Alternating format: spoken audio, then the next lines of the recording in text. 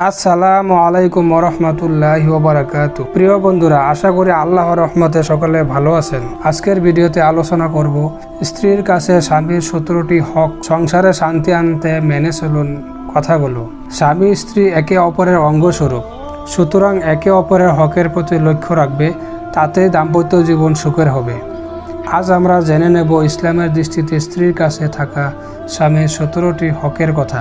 ভিডিওটি শুরু করার আগে আপনাদের কাছে একটি অনুরোধ রয়েছে, ভিডিওটি একটি লাইক করে চ্যানেলটি সাবস্ক্রাইব করে রাখবেন। তাহলে চলুন ভিডিওটি শুরু করা যাক। 1 নম্বর হলো সর্বদা স্বামীর মন জয় করার চেষ্টা করা।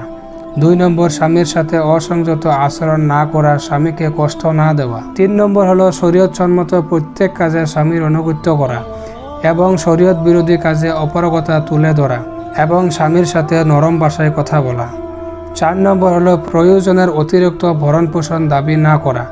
5 নম্বর, পর পুরুষের সাথে কোনো ধরনের সম্পর্ক না রাখা। 6 নম্বর হলো স্বামীর অনুমতি ছাড়া কাউকে ঘরে ঢোকার অনুমতি না দেওয়া। 7 নম্বর হলো অনুমতি ছাড়া ঘর থেকে বের না হওয়া।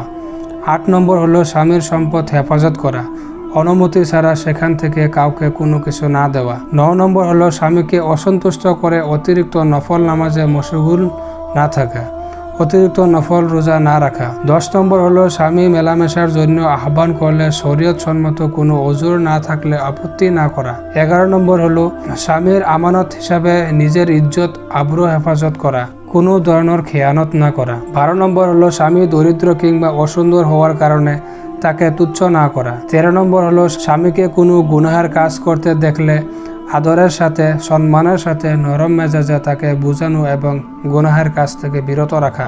14 নম্বর হলো স্বামীর নাম ধরে না ডাকা। 15 নম্বর হলো কারো কাছে স্বামীর দুষ্কৃতি বর্ণনা না করা।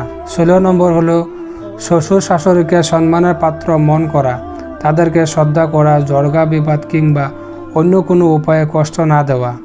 17 নম্বর হলো সন্তানদের লালন পালনে অবহেলা না করা।